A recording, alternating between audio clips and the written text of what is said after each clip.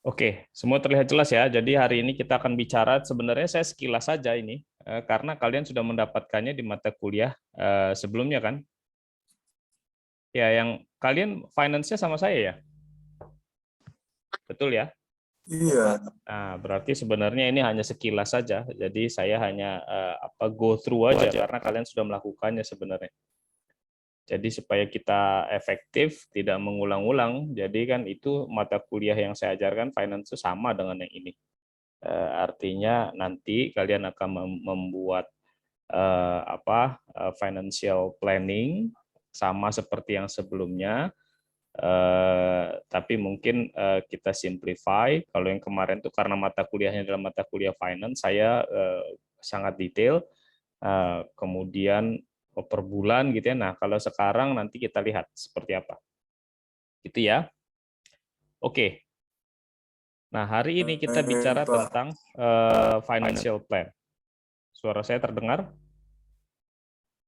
Saya Terdengar, dengar. Pak. Oke. Kita bicara tentang financial plan. Financial plan ini including how to get bagaimana bisnis zaman sekarang tuh get funded-nya itu seperti apa sih? Didanai atau mendapatkan investor itu seperti apa? Gitu ya.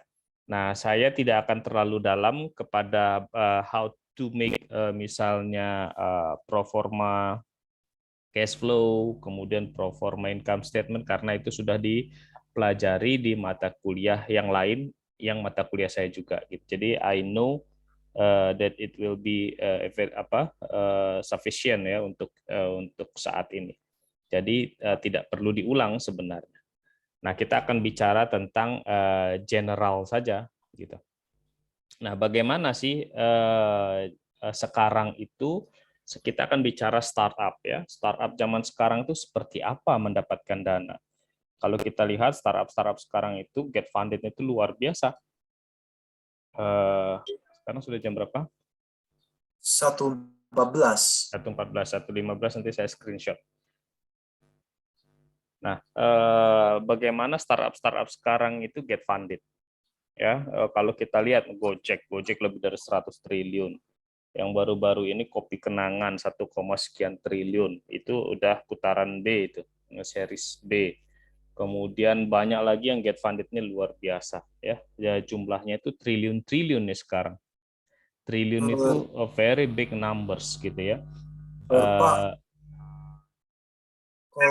jadi kalau startup funds tuh lebih tuh ya, Bapak kalau yang startup funds yang moderate tuh berapa satuannya? Anthony, nanti I'll give you an opportunity for asking ya. Jadi kalau di cut terus nanti raise hand aja, nanti saya I will back to you gitu ya. Ya. Kalau selalu di-cut nanti jadi sulit ya, nggak bisa diikuti. Oke, sampai mana tadi tuh saya jadi lupa. Ya. Nah, jadi sekarang itu modelnya seperti itu. Bahkan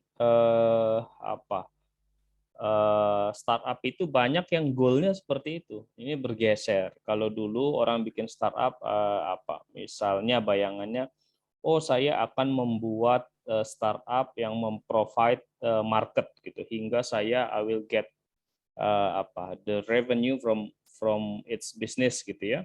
Nah, bergeser ke sini banyak startup yang nggak begitu lagi goal. Goalnya apa? Saya membuat traction, saya membuat startup saya seksi di mata investor, kemudian saya akan sell gitu ya.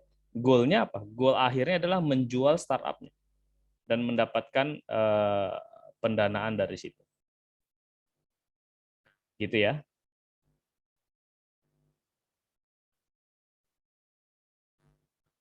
Oke, saya screenshot ya, including yang enggak, yang off cam.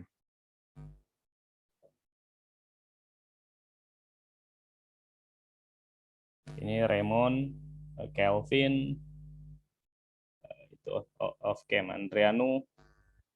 Saya ada, Pak. Tapi di account yang satu lagi. Jadi kamera saya rusak. Yang Oke. komputer.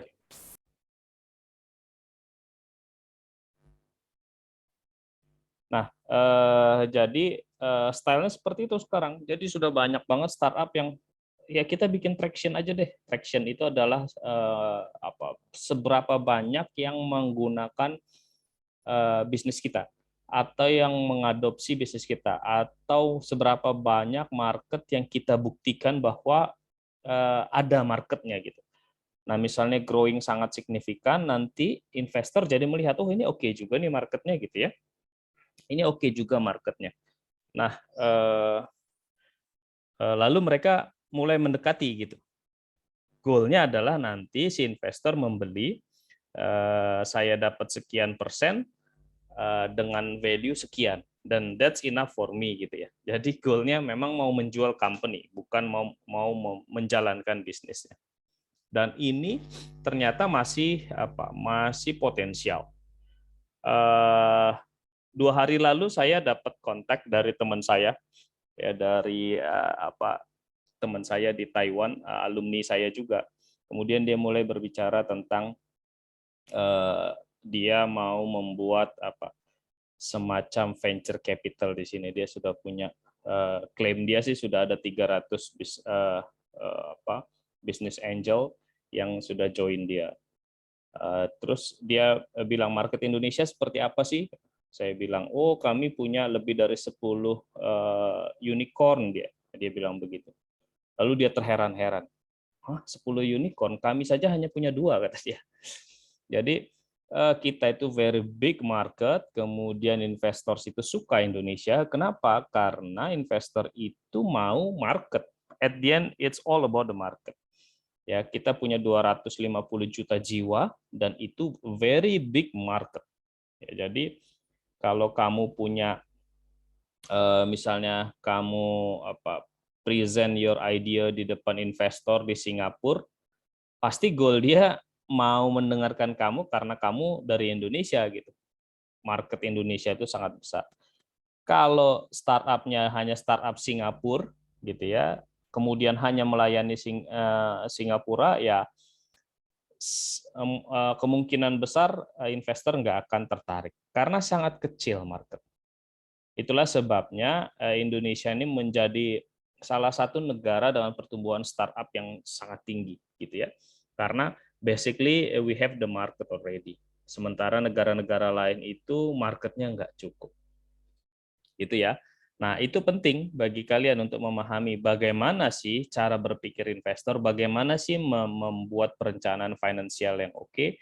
Kemudian selain untuk apa kaitannya related to investor, ya kamu juga harus punya perencanaan keuangan untuk menjalankan bisnis kamu.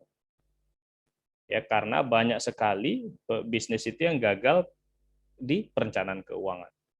Sebelum dia mencapai maturity, atau dia positif cash flow, dia sudah kehabisan modal duluan. Gitu ya. Ada pertanyaan? Silakan kalau ada pertanyaan, Anthony. Apa tadi pertanyaannya? Apa tuh yang startup yang moderate itu yang data cukup tuh berapa? Moderate yang kamu maksud moderate itu seperti apa? Apakah kalau kalau sejuta gitu kalau jutaan tuh dianggap cukup nggak buat startup? Jutaan apanya, Anthony? Startup funds-nya. Itu semua tergantung bisnisnya, nature bisnisnya. Ada yang diinvest 50 miliar masih kurang, ada yang diinvest 1 triliun masih kurang, tapi ada juga yang 100 juta sudah cukup. Jadi total itu tergantung size dari bisnisnya, kemudian marketnya sebesar apa, dan kebutuhannya seperti apa. Jadi saya nggak bisa katakan mana yang moderate, mana yang sudah cukup, mana yang enggak. It's all depends on bagaimana startupnya beroperasi dan what's your goal gitu. Ke depan mau ngapain nih dengan uang ini? Gitu ya. Kalau kita lihat kemarin si Kopi Kenangan itu, ternyata dia dapat 1, sekian triliun yang untuk kedua kalinya. Dia nggak lama dari itu keluar produknya di minimarket. Jadi salah satu expansion-nya dia itu adalah membuat ready to drink di minimarket. Nah, jadi dia sebenarnya masuk ke konvensional market sebenarnya. Nah, itu yang saya agak bingung sebenarnya strateginya. Kok seperti itu ya? Dia masuk ke konvensional market. Tapi itulah masing-masing pebisnis kan punya punya strategi tersendiri. Nah, kalau menurut saya sih dia masuk konvensional market, size-nya menjadi super besar karena dia mungkin target dia sudah jutaan botol per hari atau per bulan gitu. Tetapi kompetitornya juga super banyak. Mulai dari kalau kita spesifik hanya ke kopi, mulai dari kapal api dan kawan-kawan itu semua punya produk-produk sejenis. Gitu ya. Jadi cukup banyak kompetitor. Tapi itulah strategi bisnis dan itu dia mendapat investment karena dia mampu meyakinkan investornya dengan sangat baik. Oke, nah ini contoh stages of venture development and relevant funding ya. Jadi ada namanya pre-financing. Pre-financing itu biasanya to develop business plan and initial prototype. Jadi goalnya itu saya butuh duit pre-financing untuk mendevelop business plan dan initial prototype ini. Jadi sebentar.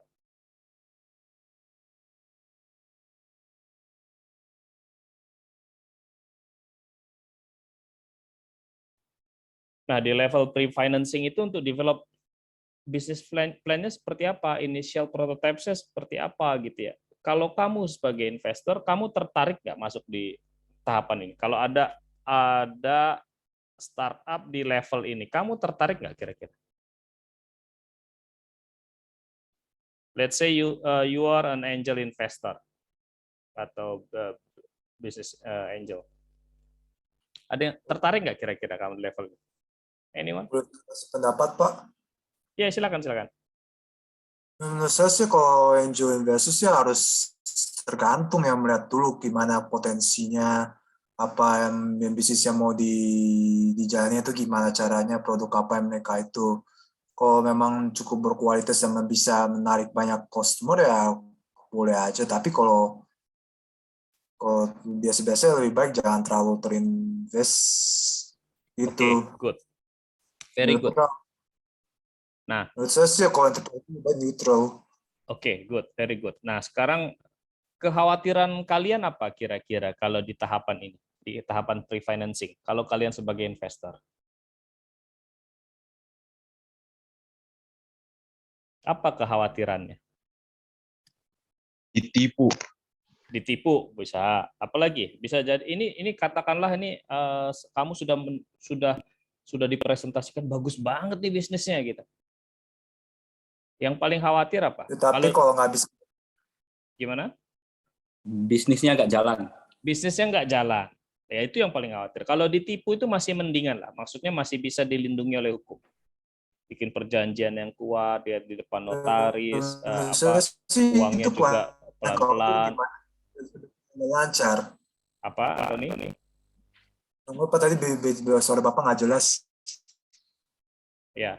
Nah, jadi kalau ditipu bisa dilindungi secara hukum ya, artinya bisa bikin perjanjian, kemudian dengan notaris, kemudian misalnya pendanaannya bertahap gitu ya.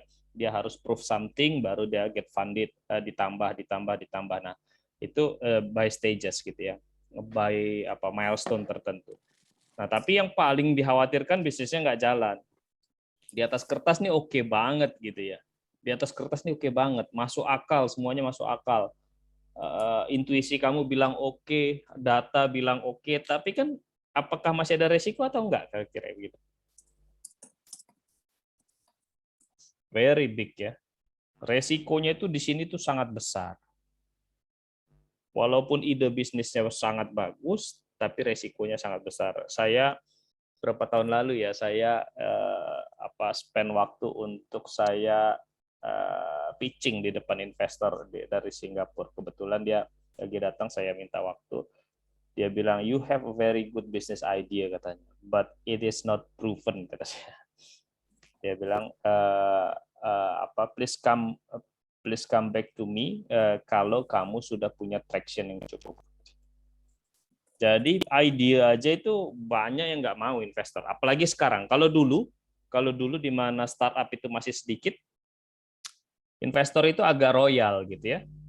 karena persaingannya belum ketat, peluang suksesnya masih sangat tinggi. Dulu kira-kira gini cara berpikir investor, nggak apa-apa saya kasih pre-financing, saya kasih 20 startup, satu yang sukses, tapi begitu sukses revenue return saya itu bisa 20 kali lipat gitu.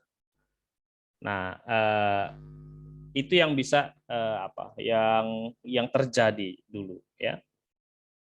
Anthony, kalau ternyata ekspektasi angel investor gagal, bisa jadi ternyata rugi membuat banyak investor khawatir dan seharusnya was-was. Nah, jadi investor banyak lebih baik menunggu dulu itu ya. Ya, versatility Pak, supaya Betul. itu. Betul, itu benar. Itu pola pikir investor banyak seperti. Jadi kita nunggu deh, gitu ya. Walaupun ada kelemahannya juga. Kalau dia nunggu, misalnya gini, kalau masih di pre-financing itu, dia misalnya dia kasih 1 miliar, dia bisa dapat 10%. Tapi kalau dia sudah di series A gitu, 1 miliarnya mungkin dia hanya dapat 1%, gitu. Karena bisnisnya sudah membesar. Atau di seri C gitu ya, katakanlah untuk startup kecil 1 miliar mungkin cuma 0,1%. Gitu. Jadi semuanya ada risiko, kemudian ada kelebihan dan kekurangannya masing-masing. Tetapi in general investor itu sekarang nggak terlalu tertarik di pre-financing. Dia banyak yang masuk ke sini. Makanya teman saya kemarin tanya, di Indonesia banyak nggak venture capital? Saya bilang banyak banget. Tapi saya bilang, tapi mereka hanya mau di series A dan series B, nggak ada yang sentuh ini sekarang. Dan dia ketawa dan dia bilang, ya memang itu tipikal ya, tipikal venture capital. Padahal di sini marketnya luar biasa besar. Nah itu namanya investment appetite-nya masing-masing investor itu beda-beda. Ya. Nah, ini biasanya. Jadi dari pre-financing dia cari duit, biasanya ini kalau dia nggak punya duit dia bisa bootstrapping. Bootstrapping itu ya yang murah deh. Semua dilakukan sendiri. Kalau lean sifatnya. Jadi kalau bisa nyewa belum beli gitu ya. Semua dilakukan sendiri lah. Pakai modal kecil-kecilan. Kemudian uangnya dari mana? Kalau bisa uang sendiri. Kalau nggak bisa, uang teman-teman dekat, saudara, orang tua, gitu. 3F itu ya, family, friends, and foe. Foe itu artinya orang yang bisa diyakinkan atau dibodoh-bodohi gitu. Saya bakal punya bisnis ini, mau nggak kamu invest? Ya itu hanya term ya. Foe itu artinya orang yang bisa diyakinkan, bukan dibodoh-bodohi. Gitu. Diyakinkan bahwa ini loh berpeluang. Nah, by the way, kakak kelas kalian di angkatan pertama itu anak skripsi saya itu bahkan sudah ada loh yang pitching ke investor dan investornya adalah bapaknya temennya gitu. Mau invest $1 juta. Tetapi setelah dia present ternyata nggak menjanjikan gitu ya. Nah, saya juga merasa bahwa this is not about the business tapi about the person gitu. Jadi investor itu akan lihat segala hal termasuk person. Ya, jadi dari pre-financing masuk ke seed financing. Seed financing itu apa? Untuk mendevelop prototype dan mengenerate traction. Traction itu adalah customer awal-awal kalian. Jadi investor itu kalau kamu jadi investor, perusahaannya belum untung, kamu mau nggak invest?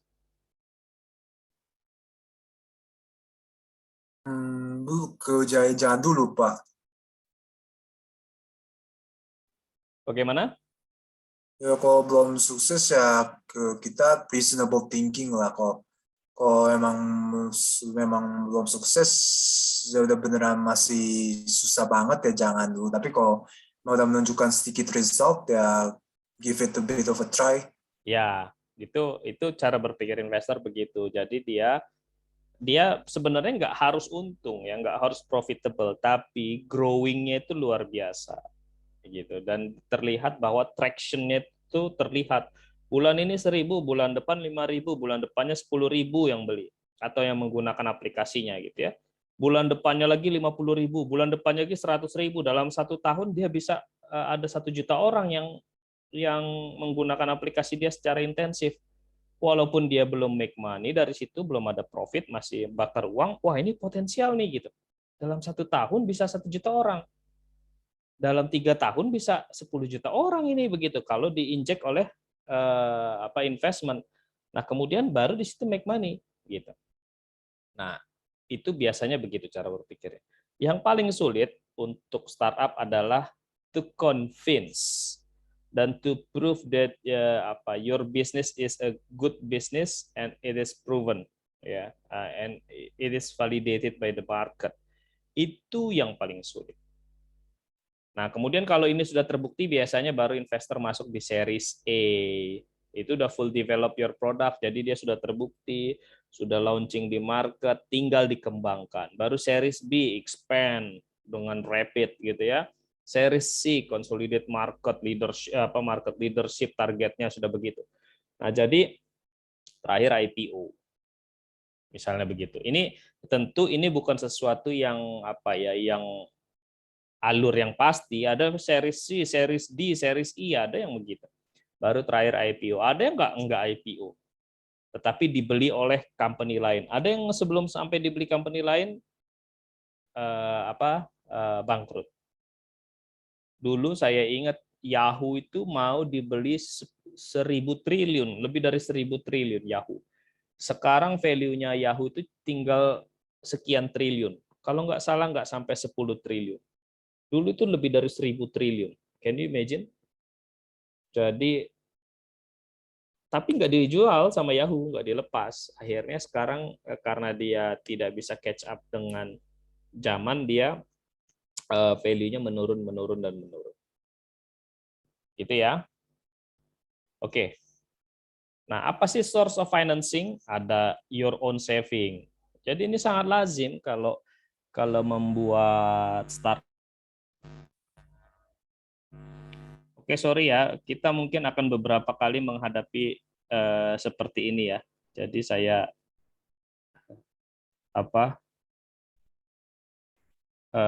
internetnya nggak stabil.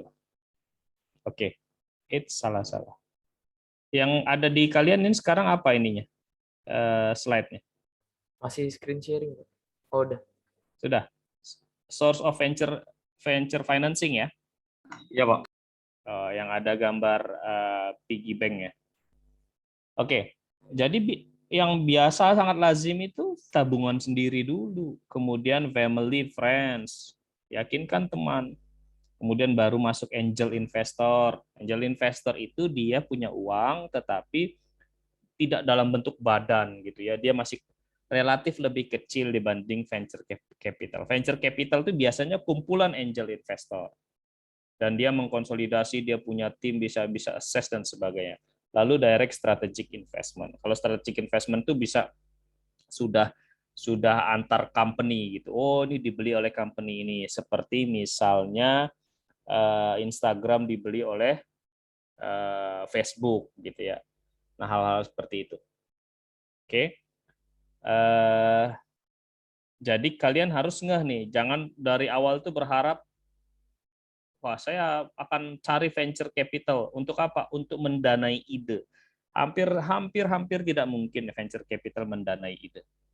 Kecuali kamu dapat. Tapi saya pernah mendapatkan itu. Ya, saya start from scratch, saya mendirikan company dan start from idea. Jadi saya get funded, tapi murni hanya ide. Jadi bukan nggak mungkin. Ya, jadi bukan nggak mungkin, tapi sangat-sangat kecil peluang. Oke, nah di sini terakhir mungkin IPO. Apa itu IPO?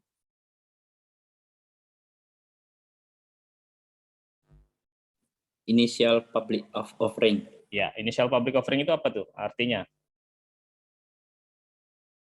Listing saham.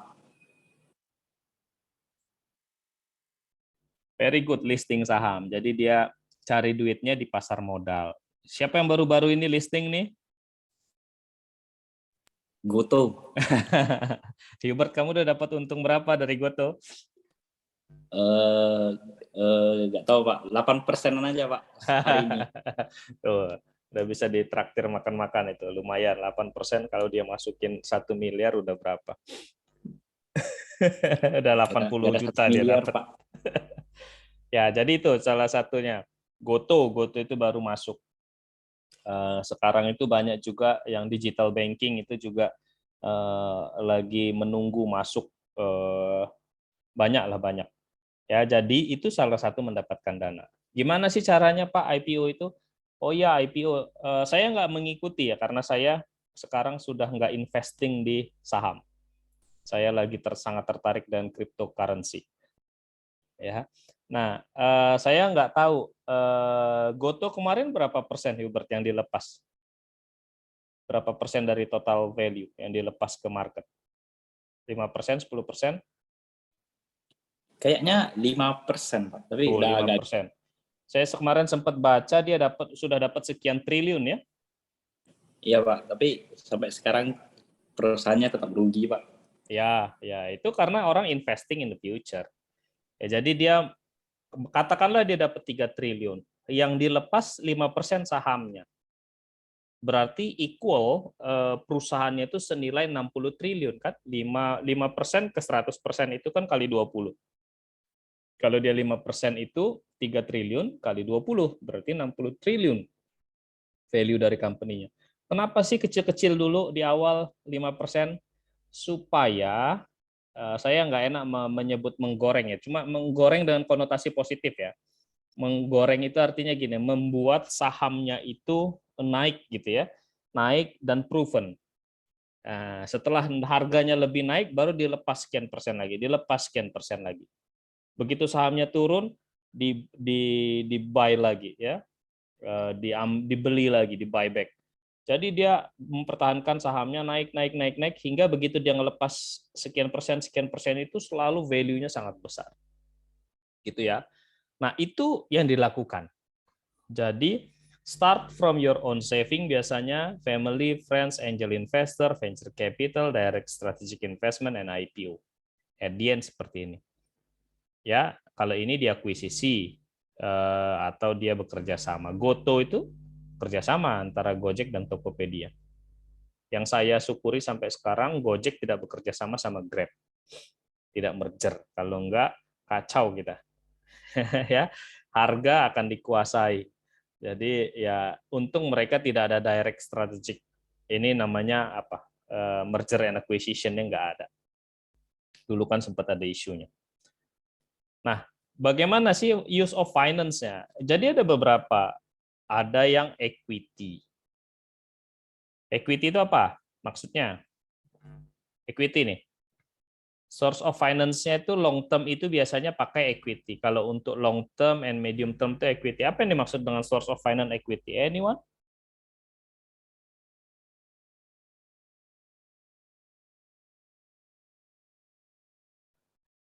Equity artinya apa? Bahasa Indonesianya apa? Kalian sudah belajar finance. Saya kurangin lagi nih nilainya, saya minta revisi kalau kalian nggak bisa jawab. Equity? Anyone? Jadi modal. Modal. Ya, Atau jadi itu kayak sumber perusahaan gitu dalam jangka waktu yang lama, modal. Oke, good. Modal ya, modal equity atau kepemilikan. Itu Ya, kepemilikan jadi dari suatu hal ya. skemanya kepemilikan. Gimana, Antoni? Ya, saya lihat itu equity itu kadang merupakan mewakili kepemilikan dan suatu hal kayak modal gitu. Ya, betul. Jadi misalnya equity. Jadi skemanya itu macam-macam mendapatkan uang. Bisa equity. Apa artinya equity? Artinya berbagi kepemilikan. Sekian persen dikasih ke orang lain, tapi kita mendapatkan dana dari orang lain. Bisa lihat mana? Angel finance tadi, angel investor. Ada venture finance, venture capital. Ada personal, family, friends. Nah, itu semua equity biasanya. Nah, lalu kalau untuk long term ada juga yang long term and medium term loans, pinjaman. Bisa dari personal, bisa juga dari bank ya atau dari lembaga keuangan lain. Nah, untuk short term biasanya apa? Bank overdraft, yaitu skema produk perbankan cuma yang untuk short term. Ya, ada loan. Tapi tetap aja personal, family, friends itu menjadi bagian dari itu. Ya, jadi kalau long term itu biasanya dibelikan tuh fixed asset nih. Nih fixed asset ya. Itu long term. Beli fixed asset. Supaya apa? Kenapa fixed asset harus long term? Karena fixed asset itu juga mengembalikannya lama. Maksudnya dia untuk tujuan jangka panjang. Kalau tujuannya jangka pendek, kita ngapain beli bikin building, bikin pabrik? Sewa saja gitu ya. Nih kalau fixed asset itu sifatnya permanen. Kalau short term itu sifatnya seasonal. Oh, saya ini mau memasuki lebaran nih. Demand saya akan meningkat. Saya butuh modal tambahan. Saya minjem short term. Gitu ya. Jadi kalau kamu ke Tanah Abang nggak tahu dulu sebelum online itu booming, 2 bulan sebelum Lebaran itu setara dengan 10 bulan lainnya. Gitu. Jadi 2 bulan itu puncak-puncaknya mereka jualan. Bahkan kalau bercandanya sebenarnya kalau 2 bulan pas di Lebaran kami buka, sisanya kami tutup, kami sudah ketutup itu semua biaya. Gitu itu membutuhkan modal short term, dia pakai sumber-sumber short term. Nah, jadi kamu harus pertimbangkan ya equity dan sebagainya. Nah, tetapi ingat kalau kamu equity itu yang kamu jual sebenarnya atau yang kamu janjikan adalah future. Saya pernah membina UMKM, dia sudah bagus. Kemudian produknya growing luar biasa. Lalu dia tanya ke saya, Pak, saya ini mau cari sumber pendanaan, Pak. Oke, kamu mau apa? Saya mau saham, Pak. Nah, ini karena dia nggak ngerti finance. Saya mau saham, tapi saham itu hanya di 3 tahun pertama. Habis itu saya kembalikan semua, saya kasih bunga, saya kasih return sekian persen. Saya bilang itu bukan saham namanya, itu minjem. Nah, kenapa kamu begitu? Saya mau pakai crowdfunding, Pak. Jadi nanti orang lain akan invest di saya. Terus saya bilang, kenapa nggak saham saja? Jadi satu orang saja daripada crowdfunding. Dan saya bilang begini, kira-kira kalau saya jadi investor, saya tidak akan tertarik dengan gaya begitu. Karena saya sebagai investor, kalau saya membeli saham, saya investing on the future.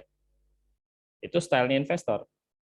Ya, future-nya itu nggak sampai 20 tahun. Ya, biasanya misalnya 8 tahun saya akan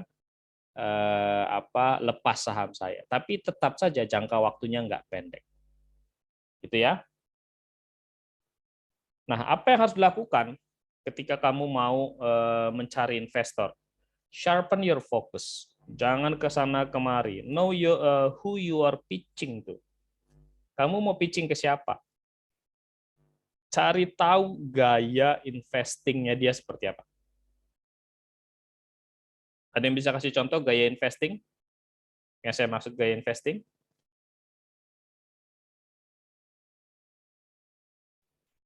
Ada yang gaya investingnya begini. Dia bicara, saya dapat berapa? Itu gaya investing. Ada yang, apa yang bisa kita kolaborasikan? Ada yang melihatnya, kamu akan memberikan value apa kepada bisnis saya, atau saya bisa memberikan value apa kepada bisnis kamu. Hanya dengan begitu, our collaboration atau investment saya ini menjadi value-nya menjadi berlipat-lipat. Tapi ada juga yang berapa duitnya kira-kira saya dapat, berapa return dan sebagainya dan sebagainya. Ada yang gayanya gaya rentenir, ada juga gitu. Saya pernah berhadapan dengan begitu ya. Saya menawarkan investing. Saya dulu di suatu company, mau nggak Pak dapat 36% per tahun. Wah, itu luar biasa. Bahkan kami menjanjikan kami kami jamin sekian persen itu pasti dapat. Dia bilang, oh sorry ya kalau saya segitu saya tidur-tiduran jadi saya dapat. Itu gayanya gaya rentenir. Ya, jadi kamu harus tahu dulu orang yang kamu hadapi itu apa. Ada yang sangat fokus pada apa impact company ini untuk sosial. Ada juga yang begitu. Ya, jadi ketika kamu mau berhadapan, cari tahu orang ini gimana sih, bisnisnya itu apa sih, dia itu grupnya itu ada di bisnis apa sih, apa yang bisa kita sambungkan atau kita kolaborasikan. Nah, kemudian try to get a referral. Nah, yang namanya investing itu kamu harus meraih kepercayaan. Oleh karenanya referral itu, referensi itu sangat penting.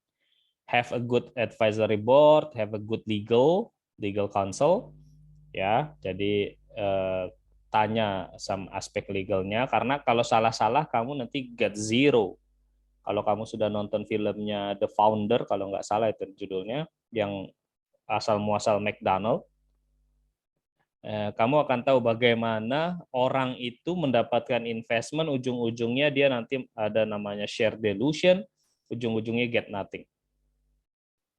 Itu tonton film Founder itu sangat menggambarkan. Have a great business plan with a great executive summary. Kenapa executive summary penting? Karena they won't read the entire the entire business plan. They only read the executive summary. Karena kalau sudah executive summary-nya sudah nggak menarik, ngapain saya habiskan waktu baca semua. Jadi executive summary itu sangat-sangat penting. Ya, itu sama pentingnya seperti kamu memiliki umpan yang bagus ketika kamu mau mancing. Ya, makanya saya punya teman, kami sama-sama mancing di pantai. Dia dapat 12, saya nggak dapat. Yang terbanyak setelah dia itu, kita ada 10 atau berapa belas orang gitu, yang terbanyak setelah dia itu 3, dapat 3 ikan, dia dapat 12, saya nggak dapat. Yang lain hampir semua nggak dapat lah. Kenapa? Oh, ternyata dia punya umpan, gitu, umpan rahasia. Nah, begitu juga kalau kamu mau pitching depan investor. Executive summary yang oke itu salah satu umpan yang menarik untuk investor, karena dia akan baca itu dulu. Kemudian line up your reference, particularly early customer reference. Jadi intinya membuktikan bahwa ini oke. Be specific about your funding requirements. Specific. Mintanya berapa, goalnya berapa, projectionnya seperti apa. Help the investor envision the value of an exit. Nah, ini menarik. Kalau kamu dealing dengan investor, please be aware bahwa investor itu nggak mau selamanya dengan kamu. Ya, dia mau at the certain point I will exit the business. Kenapa begitu? Karena dia, kalau kamu lihat di sini ya, saya gambarkan, kan begini kan, S-curve ya. Dia hanya mau ngambil dari sini ke sini nih. Kalau ini garis 0. Kenapa? Karena ini yang paling tinggi ininya. Return-nya. Kalau dia sudah di sini ya dia nggak terlalu tertarik lagi karena di sini return-nya nggak tinggi, bahkan menurun. Jadi dia ambil di golden period-nya aja, gitu ya. Nanti dia jual lagi sahamnya, dijual lagi, itulah yang disebut exit atau keluar. Nah, kamu pastikan bahwa bilang we have a very good exit plan misalnya gitu. Pada tahun segini kami akan IPO. At that point value dari misalnya dari saham kamu kira-kira sekian atau meningkat 100 kali lipat gitu. Nah, itulah contoh-contoh exit. Atau di tahun segini manajemen akan membuyback saham-saham yang ada. Jadi kamu bisa menjual kembali saham kamu kepada manajemen.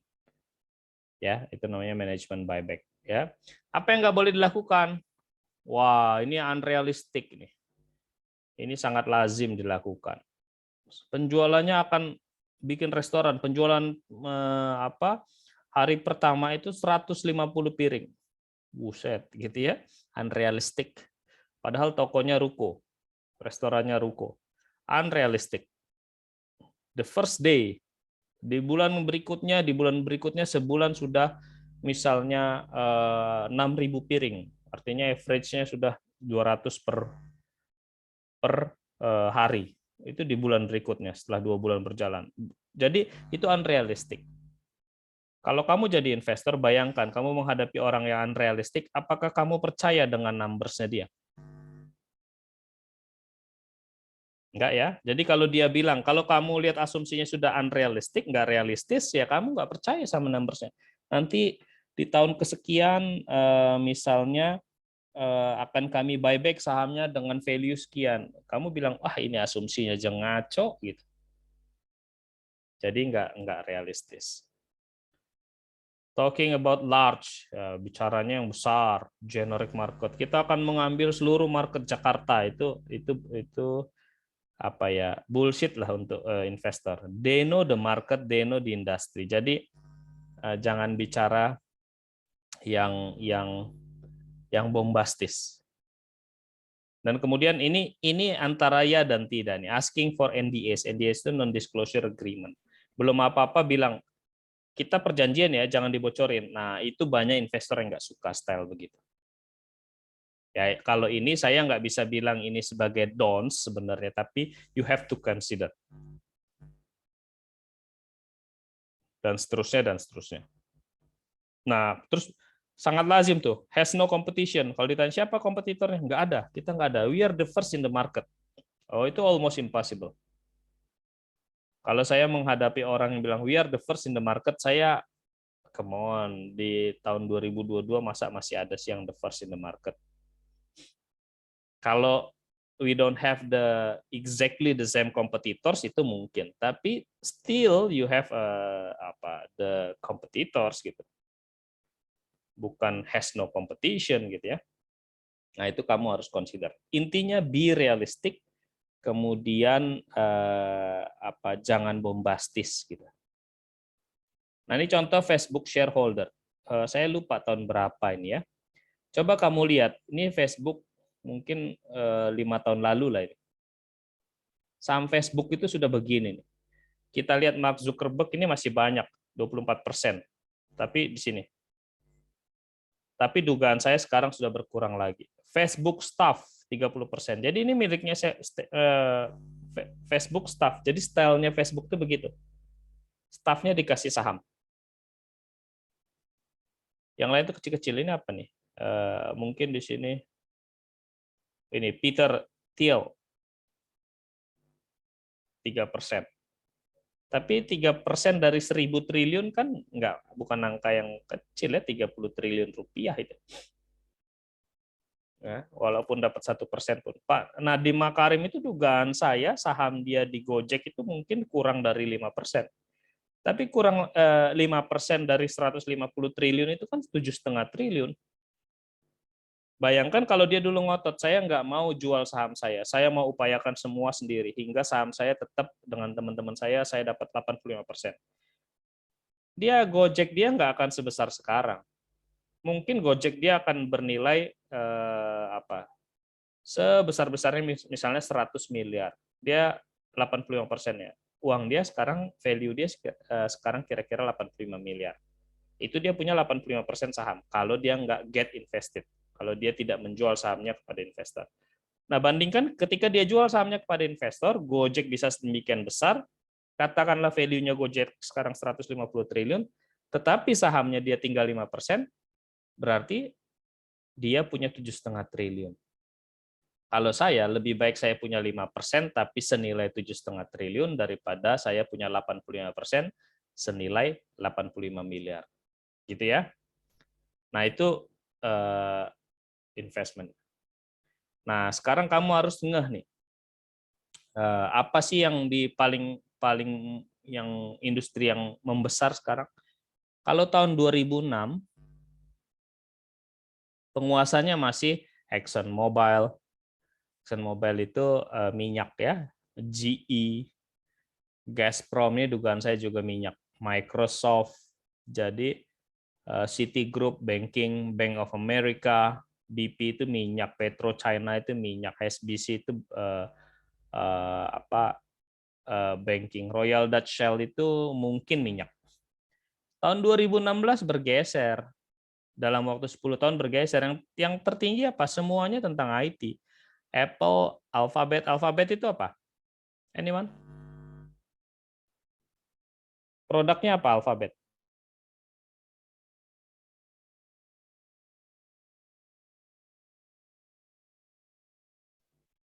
Come on, ini Alphabet ini. Apa produknya?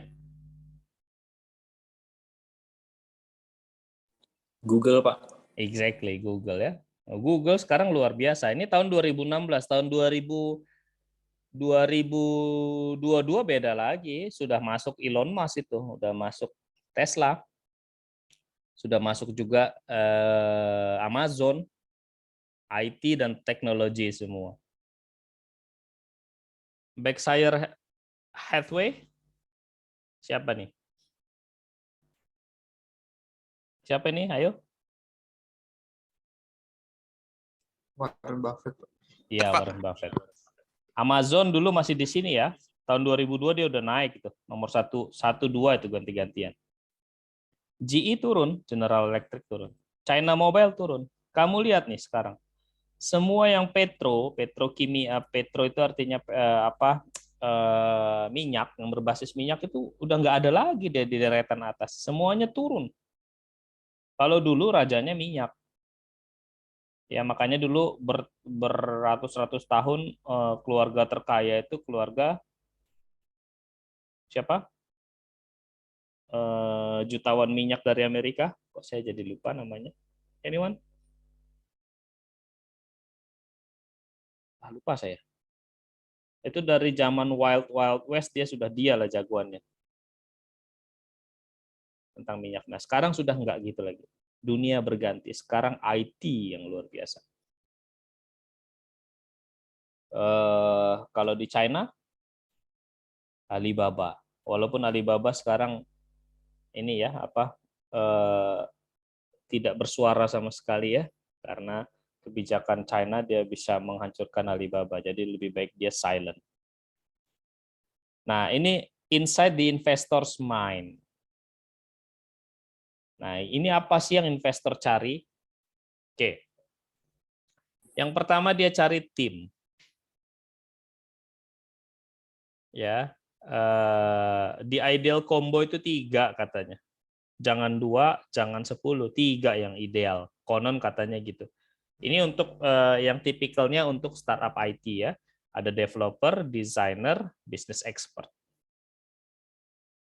Jadi 3 aspek ini yang harus dikuasai.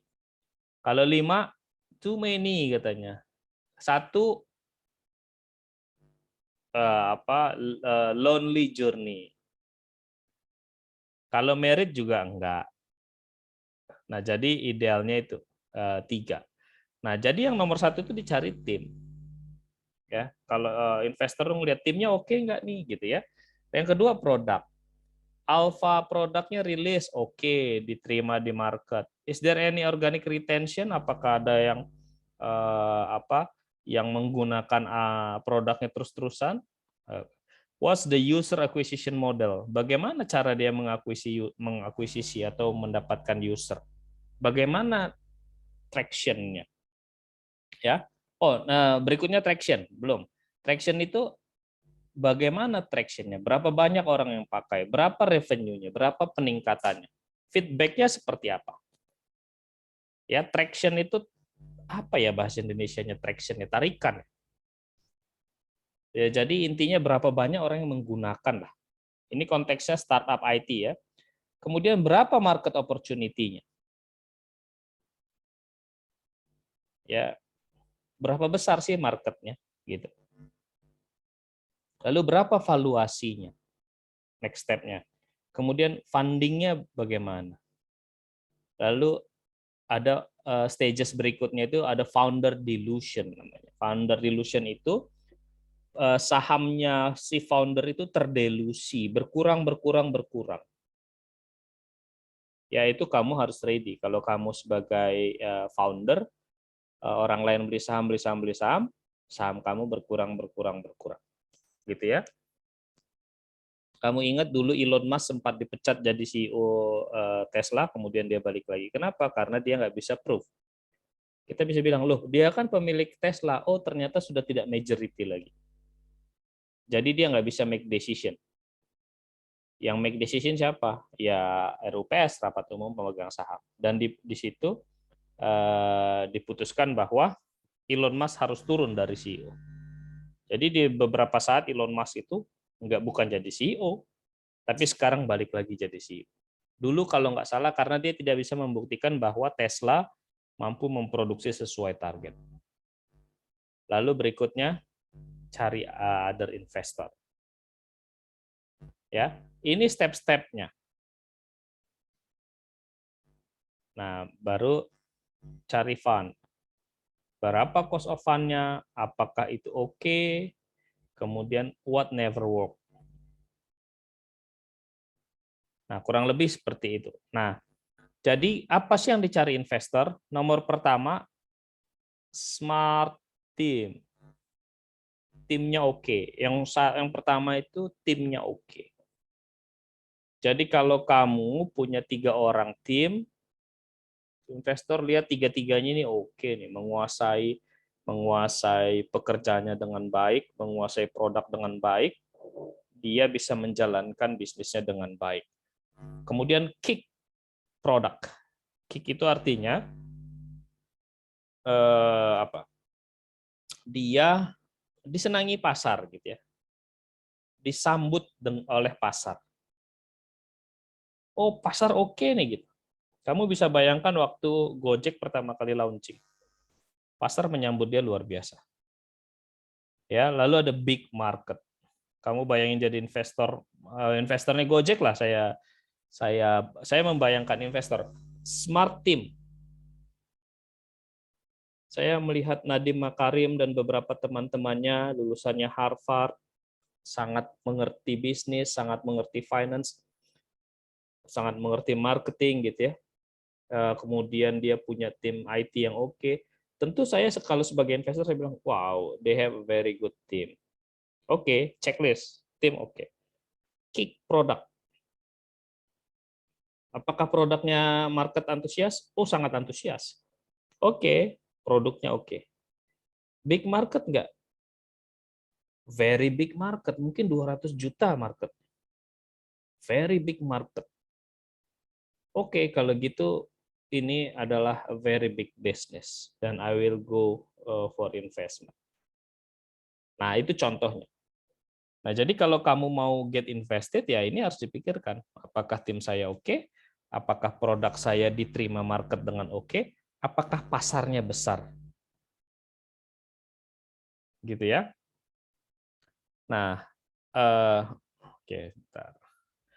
Nah, ini most active investors. Ada Intel Capital. Oh, jadi yang salah satu yang paling aktif itu Intel Capital. Luar biasa ya. Yang mungkin kita nggak notice. Intel itu sahamnya di mana-mana. Ada Qualcomm Venture, ada Foundry, KPCB. Saya nggak ngeh ini, banyak yang saya nggak ngeh. Ada SVA Angel. Kalau di Indonesia apa? Ini khusus untuk IoT ya. IoT itu Internet of Things yang terkait dengan internet. Kalau di Indonesia ada yang bisa kasih tahu siapa investor-investor yang oke? Yang terkenal di Indonesia? Yang orang Indonesia lah gitu. Anyone?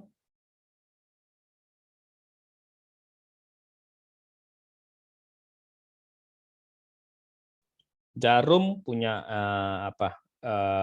banyak investment. Ya, kemudian Lipo Group banyak.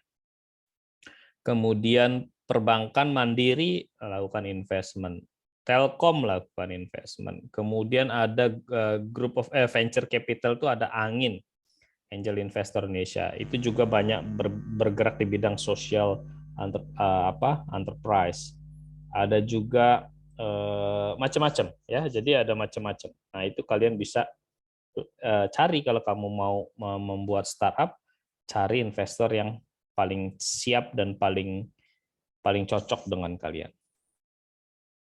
Nah, pertanyaan saya, kalau kamu membutuhkan dana, which one better? Bank loan, pinjaman bank, atau mengeluarkan mengeluarkan saham? Anyone? Silakan.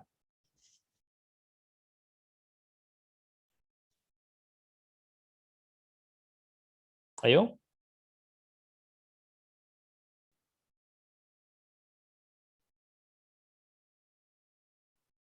Pinjem bank atau cari investor? Cari investor, Pak.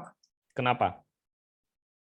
Untuk untuk ya lebih, menurut saya sih lebih efek untuk bisnis awal tuh lebih baik ke cari investor dulu. Kenapa? Nah, pertanyaannya kenapanya?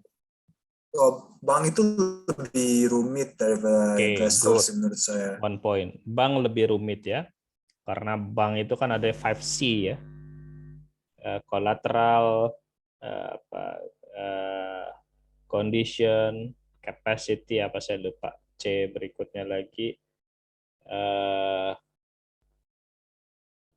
Ada 2C lagi, itu yang dilihat. Kolateralnya oke enggak, kapasitasnya bisa bayar apa enggak, kondisi ekonomi lagi bagus kah, dan sebagainya, dan sebagainya. Nah, tapi itu lebih rumit memang perbankan. Nah, mungkin kalau investor itu menjadi lebih fleksibel lah gitu ya. Nah, pertanyaannya sini berikutnya ada enggak ya?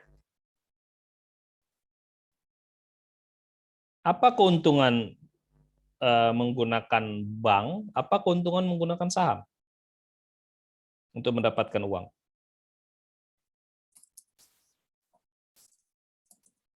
Anyone?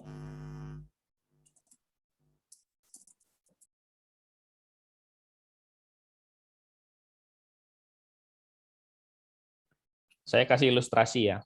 Kamu punya perusahaan 100 miliar. Kamu butuh untuk pengembangan, butuh 100 miliar lagi. Kamu pinjem nih dari bank 100 miliar. Karena kamu dapat pinjaman dari bank 100 miliar, kamu punya modal untuk membesarkan usaha. Usaha kamu dari 100 miliar jadi 1 triliun. Ini usaha ini milik kamu semua nih 100%. Karena dia 1 triliun dalam 1 tahun dikembalikan tuh uang. Jadi total asetnya si company share total equity-nya menjadi 900 miliar. Dari 1 triliun 100 miliarnya balikin kewajibannya. Jadi 900 miliar. Tapi 900 miliarnya semuanya milik kamu. Karena kamu 100% saham.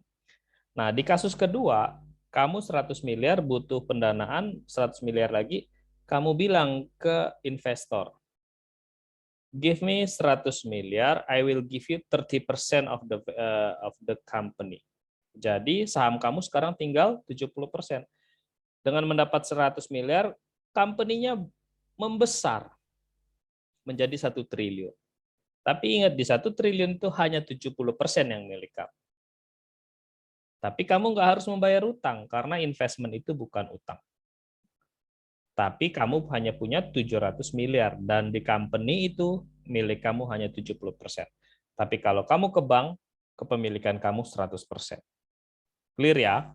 Nah, itu jadi saya nggak bisa bilang mana lebih baik, tetapi itu semua tergantung kondisinya, tergantung keadaan bisnisnya. Nah, ini type of funding. Kamu bisa baca ini ya, keuntungan dan kerugiannya masing-masing. Kalau equity apa, equity sumber personal apa, equity sumber angel investor apa, equity sumber venture capital apa, dan seterusnya, dan seterusnya. Oh ya, ini kalau banking tadi, 5C itu, karakter kamu dinilai. Oh, ini orangnya jujur. Kemudian dilihat BI checkingnya, oh nggak pernah nunggak, makanya kamu kalau punya credit card hati-hati, BI checkingnya bisa dilihat. Oh dia suka nunggak gitu ya. Kapasitasnya seperti apa, bisa nggak bayar utangnya, capitalnya berapa modalnya dia yang dipakai untuk bisnis. Kolateral itu adalah jaminannya berapa, dia pinjam 1 miliar, jaminannya 5 miliar, oke dong gitu. Condition, keadaan sekarang seperti apa. Oke, clear? Nah, ini saya akan go through aja ya sekilas karena kalian sudah lakukan. Nanti kita akan lakukan lagi, kita akan banyak di asistensi. Principle of financial statement. Ada 3 financial statement, balance sheet, income statement, cash flow. Ya, balance sheet itu memotret pada saat itu bagaimana posisinya. Balance sheet itu isinya apa aja? Kalau dibagi dua, kalau bentuk T, sisi kiri, sisi kanan apa aja? Sisi kirinya apa? Anyone? Equity and ya hilang. Ya, ini udah balik lagi. Apa tadi balance sheet isinya? Yang di kiri apa? Equity. Sorry, Equity. kiri atau kanan equity? Kiri. Kiri aset, Pak. Kiri kiri aset. Aset ada aset Salah. lancar, ada aset tetap. Good. Yang kanan equity baru ya, equity dan Hutang, utang, liabilitas. liability. Nah, itu dia memotret pada saat tertentu gimana sih posisi aset sebenarnya. Oh, asetnya seperti ini. Aset itu sumbernya dari mana? Oh, sekian persen sumbernya utang, sekian persen sumbernya equity. Gitu ya. Kalau income statement, dia bicara tentang apa?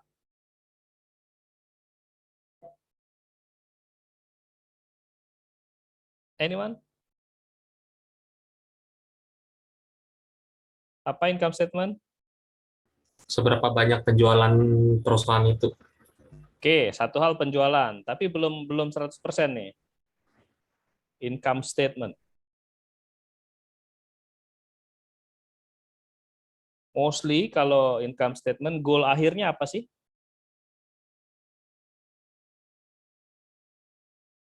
Profit or loss. Laba bersih. Profit or loss. Ya, jadi intinya tadi penjualan atau revenue dikurangin expenses, biaya.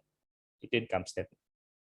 Jadi kalau balance sheet itu melihat besarnya company seperti apa, ini value-nya berapa nih company, asetnya berapa, income statement bagaimana performanya, kinerjanya. Ya, berapa profit and loss-nya. Ini profit atau loss ya, gitu. Kalau cash flow ya namanya cash flow, aliran cash.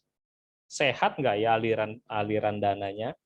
Apakah di setiap bulan itu dia positif cash flow-nya? Kalau positif cash flow artinya cash in atau uang cash yang masuk lebih besar daripada cash out. Positif bagus nggak ya? Oh, ini rentan nggak ya? Nah, itu harus dilihat. Clear ya? Kalian akan membuat ini kembali. Itu kan sudah dilakukan kan sebenarnya di mata kuliah sebelumnya. Seharusnya udah tinggal easy lah ngerjain satu malam selesai. Nah, kenapa kita perlu membuat itu? Terutama yang pro forma. Pro forma itu yang projection. Kita tahu startup cost-nya berapa, time to first dollar.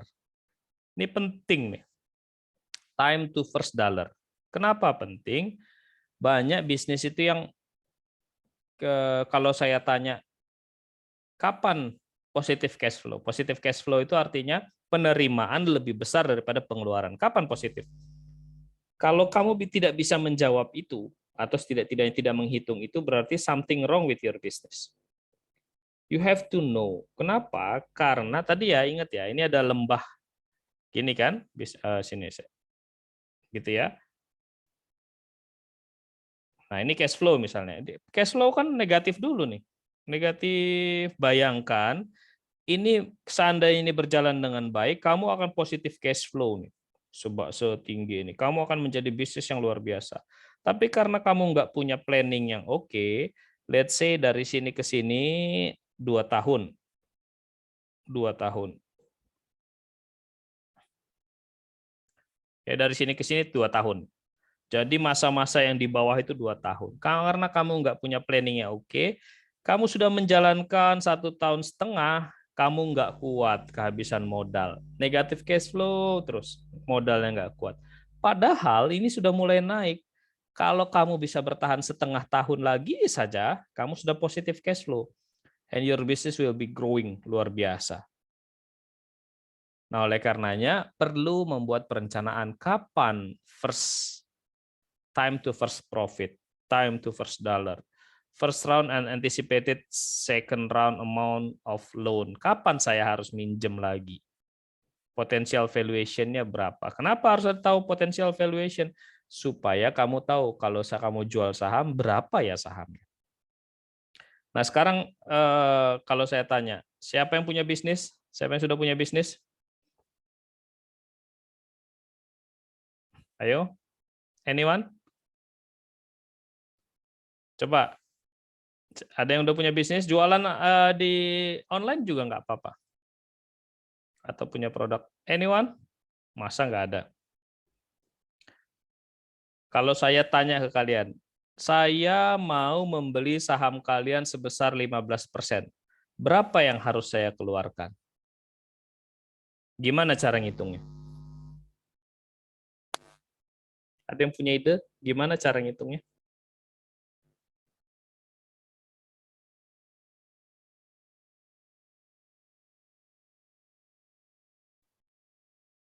Ayo, ada yang punya ide? Saya sudah jualan ini Pak, saya jualan kaos nih. Setahun, nih coba kita simulasi ya. Kamu jualan kaos sudah 6 bulan. Bulan pertama kamu jualan 10, bulan kedua 50, bulan ketiga 100, bulan keempat 300, bulan kelima 500, bulan keenam 1000. Net profit kamu bulan 1, 2, 3 loss, rugi. 4, 5, 6, 4 untung misalnya di bulan keempat untung 50 juta, bulan kelima 70 juta, bulan keenam 100 juta. Untungnya per bulan. Kalau kamu bilang, saya butuh modal nih, saya mau kembangkan. Terus saya bilang, oke, saya mau beli saham kamu 10%. Berapa kira-kira idealnya saya harus menginvestkan uang? Anyone?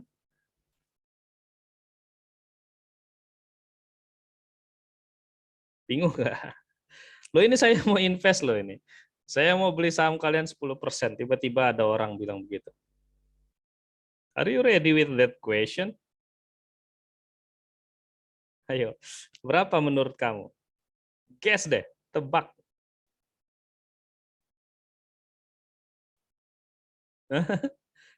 Bingung ya? Bingung kan? Itulah pentingnya kita memahami. Valuasi itu namanya valuasi. Berapa sih besarnya company kita ini? Lalu berapa sih future-nya nih? Oke loh company saya ini. Yang saya jual itu bukan nilai saat ini, tetapi nilai 5 tahun ke depan dia akan sebesar ini. Gitu. Nah itu memang tidak ada rumus pasti. Tetapi at least you know the potential, you know how to measure lah. Punya gambaran gitu. Ya, punya gambaran. Oh, saya minjam sekian, ini akan menjadi sebesar ini, value-nya sekian, tapi karena dia the first investor, dia juga take risk dia sekian. Oke, saya misalnya kalau tadi net profit-nya 100 juta sebulan. Oke, berarti setahun 1 miliar gitu ya profit. Let's say saya kasih valuasi macam-macam, ada yang rule of thumb itu nggak ada aturan. Tapi secara umum orang begitulah cara menilainya. Ada yang bilang rule of thumb-nya 12 kali existing valuation. Jadi kalau sekarang setahunnya berapa nih? Oh, saya sudah 100 juta sebulan, kira-kira 1 tahun 1 miliar, berarti value company saya kalau mau saya jual itu setara 12 kalinya. Ada yang bilang 10 kalinya. Let's say 12 kali. 1 miliar kali 12, ya 12 miliar. Jadi kalau dia mau beli 10%, dia harus kasih saya 120 miliar. Oke, 1,2 miliar. Ya, dari 12 miliar, 10%-nya 1,2 miliar. Nah, itu tidak ada angka bagaimana menghitungnya secara pasti, karena ada future yang kita jual. Yang future itu juga nggak ada hitungan pastinya. Tetapi at least you know, ya, itu falsafahnya kurang lebih seperti itu. Ada pertanyaan?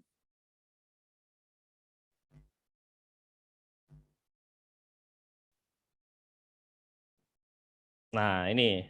Jadi kamu penting ini untuk menghindari yang tadi saya bilang ya. Ini namanya valley of death, lembah kematian.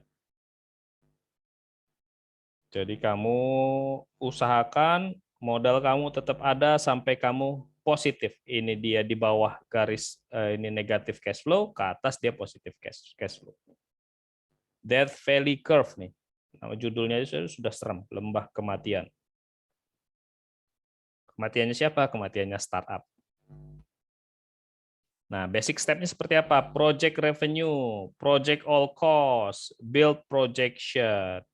Nah, project revenue ini yang sering salah, terlalu optimistik, tidak realistik. Project all cost harus mengantisipasi kenaikan harga, ya, pajak dan lain. Build projection, cash flow-nya seperti apa? Present financial projection, lalu manage cash. Estimating price, kita kemarin sudah ya, kita skip aja. Quantity, nah macam-macam caranya, ada yang top down, ada yang bottom up, ada yang copycat. Copycat ini ya udah deh sama, tiru aja yang sebelum-sebelumnya atau tiru kompetitor. Ada yang more of the same ya, mirip-mirip lah sama kompetitor gitu. Ya, jadi macam-macam estimating quantities. Kalau saya lebih senang kalian analisis benchmarking ya ke kompetitor kalian. Kemudian kamu lihat apa yang kamu secara objektif, apa yang kamu lebih baik, apa yang dia lebih baik, lalu berdasarkan itu kamu size marketnya kamu tahu, lalu kamu bisa lihat sekian persen bisa saya ambil. Gitu ya. Jadi misal begini.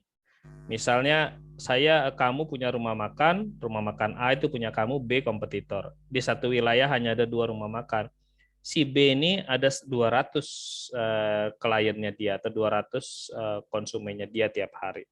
Kamu bilang, oh saya lebih baik dari segala hal dibandingkan dengan dia. Kamu nggak realistis kalau kamu bilang saya ambil 200% konsumen dia nanti pindah ke saya, itu nggak realistis. Ya, jadi kamu bisa bilang begini, oke, total marketnya itu yang sudah proven itu ada 200, yaitu di perusahaan restorannya B. Lalu yang realistis itu dengan mengconsider bahwa saya adalah pendatang baru, kemudian saya lebih enak di sini, lebih baik di sini, lebih kurang di sini, maka saya bisa ambil 30%-nya di setengah tahun pertama. In the next semester saya ambil lagi menjadi 60%. Berarti 60% dari 200 gitu ya. Oh berarti kira-kira estimasi saya adalah 100 sampai 120 di tahun berikutnya gitu. Di awal-awal saya misalnya 30% dari 200. Oh berarti target saya 60 sampai 100 gitu. Gitu ya, itu estimating quantities. Nah, kurang lebih itu yang bisa saya share. Nanti minggu depan kita presentasi marketing ya. Setelah itu kita akan bicara lagi ke finance lagi, kemudian nanti akan ada pitching, baru nanti final presentation. Clear ya? Oke, ada pertanyaan? Kalau nggak ada, I think that's all for today. Terima kasih. Sampai ketemu di meeting berikutnya. Terima kasih, Pak. Ya, terima kasih. Saya end meeting ya.